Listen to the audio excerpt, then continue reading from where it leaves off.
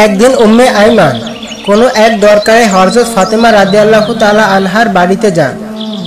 ফাতেমা রাদিয়াল্লাহু তাআলা আনহার দরজার মধ্যে গিয়ে উম্মে আইমান ডাকতে থাকেন, কিন্তু ভেতর থেকে কেউ কোনো কথা বলছে না। উম্মে আইমান আবার দরজায় নক করলেন, কিন্তু ভেতর থেকে কেউ দরজা খুলছে না। তারপর উম্মে আইমান দরজার ফাঁক দিয়ে তাকাতেই দেখলেন হযরত ফাতেমা রাদিয়াল্লাহু তাআলা আনহা রুটির জাতা পিষ্টে পিষ্টে ঘুমিয়ে পড়েছেন। তার চৌকির মধ্যে বসে একজন মহিলা তাসবিহ পড়ছেন এবং আর একজন মহিলা হযরত হাসান এবং হুসাইন রাদিয়াল্লাহু তাআলা আনহুকে দোলনার মধ্যে দোল খাওয়াচ্ছেন। এই দৃশ্য দেখার পর উম্মে আইমান মা ফাতেমার বাড়ি থেকে চলে নবীজির দরবারে এসে প্রবেশ করলেন। নবীজিকে সালাম দিয়ে উম্মে আইমান নবীকে বললেন, ইয়া রাসূলুল্লাহ, আমি কোনো এক দরকারে ফাতেমার বাড়িতে গিয়েছিলাম, ঘরের মধ্যে এমন দৃশ্য দেখতে পেলাম। তারপর নবীজি উম্মে আইমানকে বললেন, আমার মেয়ে ফাতেমা রুটির জাতা পিষ্টে পিষ্টে ক্লান্ত শরীর নিয়ে ঘুমিয়ে পড়েন। তখন তার তাসবিহ পাঠ করার বাকি ছিল। তারপর আল্লাহ রাব্বুল আলামিন ফাতেমা রাদিয়াল্লাহু তাআলা আনহার ঘরে দুইজন ফেরেশতা পাঠিয়ে দেন। একজন ফেরেশতা ফাতেমার অসমাপ্ত তাসবিহগুলো পড়ছে, আর একজন ফেরেশতা হযরত হাসান এবং হুসাইন রাদিয়াল্লাহু তাআলা আনহুকে দোলনার মধ্যে ঘুম পাড়াচ্ছে। যে দুজন মহিলাকে দেখেছো, এরা কোনো মহিলা নন, আল্লাহ রাব্বুল আলামিনের পাঠানো ফেরেশতা। উম্মে আইমান এই কথা শুনে আল্লাহু আকবার বলে নবীজির দরবার থেকে বের হয়ে পড়েন। কিছুদিন পর বিশ্বনবী হযরত ফাতেমা রাদিয়াল্লাহু তাআলা আনহার বাড়িতে গেলেন ফাতেমাকে দেখার জন্য। যখন ফাতেমার ঘরের মধ্যে প্রবেশ করলেন, তখন ফাতেমার মুখটা অনেক মলিন দেখাচ্ছিল। দয়ার নবী ফাতেমাকে জিজ্ঞাসা করলেন, ফাতেমা, তুমি কি অসুস্থ কিনা? তোমার মুখটা এত মলিন দেখাচ্ছে কেন? তখন মা ফাতেমা বললেন, আব্বাজান, আমি অসুস্থ নই, কিন্তু আজকে দুদিন যাবত আমার চুলায় কোনো আগুন জ্বলে না। আজকে দুদিন যাবত আপনার নাতি হাসান এবং হুসাইন দুই ভাই ক্ষুধার যন্ত্রণায় গোড়াগড়ি করে কাঁদছে। এবার আমার নবী ফাতেমাকে বললেন, মা, দুঃখ করো না, ধৈর্য ধরো, নিশ্চয় আল্লাহ রাব্বুল আলামিন আমাদের সাথে আছেন। এই কথা বলে বিশ্বনবী মা ফাতেমার ঘর থেকে বের হয়ে পড়লেন।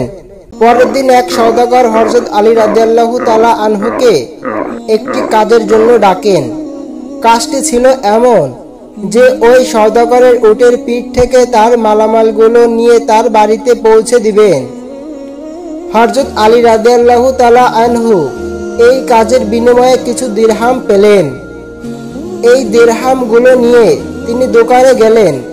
তারপর দোকান থেকে কিছু আটা নিয়ে মা ফাতেমাকে দিলেন। তারপর ক্লান্ত শরীর নিয়ে হযরত আলী রাদিয়াল্লাহু তাআলা আনহু ঘুমিয়ে পড়লেন। মা ফাতেমা আটাগুলো জাতার মধ্যে পিষ্টে পিষ্টে ওইগুলো রুটি তৈরি করে হযরত আলীকে ঘুম থেকে ডেকে তারপর ওই রুটি সকলে মিলে খান। সকলেই খাবার শেষ হবার পর মা ফাতেমা কিছু খাবার আবার নবীর জন্য নিয়ে আসেন। মা ফাতেমা নবীজিকে রুটিগুলো দিয়ে বললেন, আব্বাজান, আপনি এই রুটিগুলো খান। আব্বা গো, আজকে দুদিন পর আমাদের ভাগ্য কিছু রুটি জুটেছে। আমার নবীজি 3 দিন উপবাস থাকার পর রুটিগুলো খেলেন। তারপর মা ফাতেমাকে বললেন, মা, আজকে 3 দিন পর আমি তোমার দেয়া এই রুটিগুলো খেলাম। একদিন হযরত আলী রাদিয়াল্লাহু তাআলা আনহু ফাতেমাকে ডেকে বললেন, ও ফাতেমা, শুনেছি নবীজির কাছে কিছু বন্দী এসেছে। তুমি তো সারাদিন অনেক কষ্ট করে জাতা দিয়ে রুটি পিষ্টে পিষ্টে হাতে কর ফেলে দিয়েছো।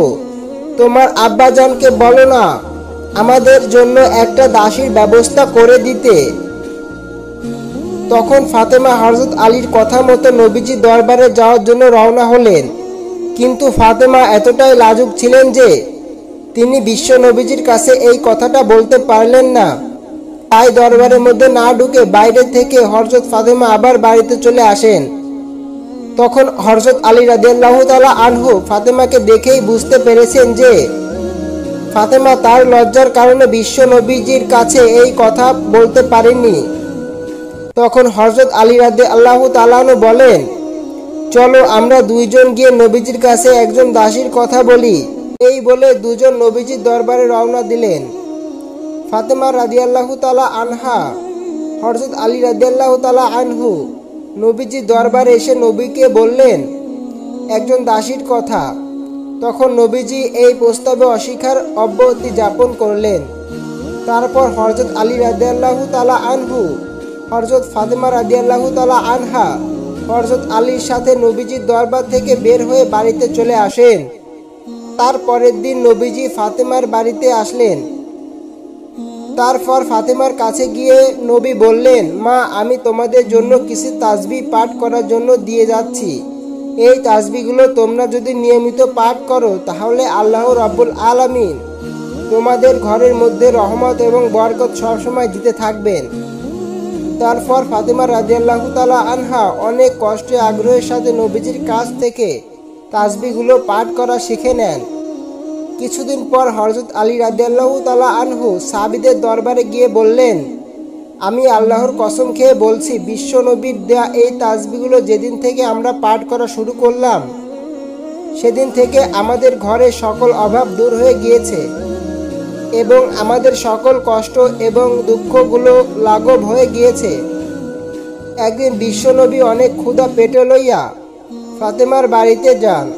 ফাতেমার ঘরে সেদিন কোনো খাবার ছিল না। বিশ্বনবীকে দেখে মা ফাতেমা বুঝতে পারলেন তার আব্বাজান ক্ষুধার্ত অবস্থায় আছেন। নবীজি ফাতেমার ঘরে এসে বুঝতে পারছেন যে ফাতেমার ঘরে কোনো খাবার নেই। বিশ্বনবী মুস্কি হেসে ফাতেমাকে বললেন, ও ফাতেমা, আমি এদিক দিয়ে যাচ্ছিলাম, ভাবলাম তোমাকে একবার দেখে যাই। এই বলে বিশ্বনবীজি ফাতেমার ঘর থেকে বের হয়ে গেলেন। কিন্তু মা ফাতেমা ঠিক বুঝতে পেরেছিলেন নবীজি ক্ষুধার্ত অবস্থায় তার ঘরে এসেছিলেন। তখন ফাতেমা কন্দ্রনত অবস্থায় নামাজে বসে যান। 2 রাকাত নামাজ পড়ার পর আল্লাহ রাব্বুল আলামিনের কাছে মুনাজাত করে বলেন, হে রাব্বুল আলামিন, আপনি আমাকে যত পারেন কষ্ট দেন, কিন্তু আমার আব্বাকে কোনো কষ্ট দিও না আল্লাহ। মা ফাতেমা যখন মুনাজাত শেষ করলেন তখন তিনি লক্ষ্য করতে পারলেন তার ঘরের মধ্যে কে যেন এসে খাবার দিয়ে গিয়েছেন। ফাতেমা এতগুলো খাবার দেখে অনেক খুশি হলেন এবং নবীজিকে ডেকে নিয়ে আসলেন। নবীজির ঘরে এসে জিজ্ঞাসা করলেন, এই খাবার কে দিয়েছে? তখন ফাতেমা বললেন, আব্বাজান, হযরত ঈসা আলাইহিস সালামের মা হযরত মারিয়াম আলাইহিস সালামকে আল্লাহ যেখান থেকে খাবার পাঠাতেন আমার জন্য সেখান থেকে খাবার পাঠিয়েছেন। তখন আমার নবী বুঝতে পেরেছেন আল্লাহ রাব্বুল আলামিন ফাতেমার জন্য জান্নাতি খাবার পাঠিয়েছেন। তখন আমার নবীজি হযরত ফাতেমা রাদিয়াল্লাহু তাআলা আনহা, হযরত আলী রাদিয়াল্লাহু তাআলা আনহু, হাসান হোসাইন সবাই মিলে পেট ভরে খাবার খেলেন। এত সুস্বাদু খাবার খেয়ে মা ফাতেমা রাদিয়াল্লাহু তাআলা আনহা আল্লাহ রাব্বুল আলামিনের দরবারে শুকরিয়া আদায় করলেন। ফাতেমা লক্ষ্য করলেন সবার খাবার শেষেও অনেক খাবার অবশিষ্ট রয়ে গিয়েছে। তখন ফাতেমা পাড়া প্রতিবেশীকে ডেকে কিছু খাবার তাদের সবাইকে দিয়ে দিলেন। প্রতিবেশীরাও এত সুস্বাদু খাবার খেয়ে ফাতেমার প্রশংসা করতে লাগলেন। একদা হযরত আবু বকর রাদিয়াল্লাহু তাআলা আনহু, হযরত ওমর রাদিয়াল্লাহু তাআলা আনহু নবীজিকে কোথাও খুঁজে পাচ্ছিলেন না। অবশেষে হযরত আবু বকর রাদিয়াল্লাহু তাআলা আনহু কিছু মুনাফিকদের দেখতে পেলেন। মুনাফিকদের কাছে গিয়ে ওমর তলোয়ার তাক করে বললেন, হে মুনাফিকের বাচ্চারা, আমার নবীকে কোথাও খুঁজে পাচ্ছি না, তোরা বল আমার নবী যে কোথায় আছেন, না হলে আজকে সবগুলোকে কতল করে ফেলবো। তখন মুনাফিকরা বলতে লাগলো, হে ওমর, বিশ্বাস করো, আমরা কোথাও তোমার নবীকে দেখিনি। হযরত আবু বকর রাদিয়াল্লাহু তাআলা আনহু হযরত ওমরকে বললেন, চলো আমরা সামনের ওই রাস্তাটায় যাইয়া দেখি, সেখানে কিছু রাখালরা থাকে, রাখালদেরকে জিজ্ঞাসা করলে দয়ার নবীর খোঁজ পাওয়া যেতে পারে। তারপর তারা দুইজন মিলে সেই পথে হাঁটা শুরু করলেন। কিছু দূর যাবার পর কিছু রাখালদের দেখতে পেলেন। ওমর রাদিয়াল্লাহু তাআলা আনহু রাখালকে জিজ্ঞাসা করলেন, তোমরা এদিক দিয়ে আমার নবীকে যাইতে দেখেছো? তখন রাখালদের পক্ষ থেকে একজন রাখাল বললেন, আজকে 3 দিন যাবত পাশের গুহায় একজন লোক কান্না করে চলেছে। তার কান্নার জন্য আমাদের পশুগুলো আজকে 3 দিন যাবত কোনো ঘাস পানি খাচ্ছে না, কোনো বকরির বাচ্চারাও কোনো খাবারে মুখ লাগাচ্ছে না। মনে হচ্ছে আমাদের পশুগুলো 3 দিন ধরে কান্না করছে। তাই ভাই তোমাদের লোককে নিয়ে যাও, তা না হলে হয়তোবা আমাদের পশুগুলো আগের মতো খাবার খাওয়া শুরু করবে না। হযরত আবু বকর রাদিয়াল্লাহু তাআলা আনহু ওমরকে বললেন, ওমর, যার কান্না শুনে বনের পশুগুলোরাই খাবার খাওয়া ছেড়ে দিয়েছে, ইনি আর কেউ হবে না, ইনি আমাদের নবী মুহাম্মদ সাল্লাল্লাহু আলাইহি সাল্লামই হবে। তখন আবু বকর নবীজির খোঁজে গুহার দিকে চললেন।